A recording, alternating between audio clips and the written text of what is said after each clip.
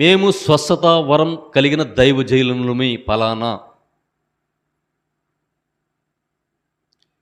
ప్రవక్తను ఫలానా, నేను అపోస్తులను ఫలానా అని కొంతమంది రాసుకుంటూ ప్రజల్ని మోసపూరితమైన మాటలు చెప్తూ ఈరోజు ప్రబోధాలు మనకు అనేకమైన కనిపిస్తూ ఉన్నాయి.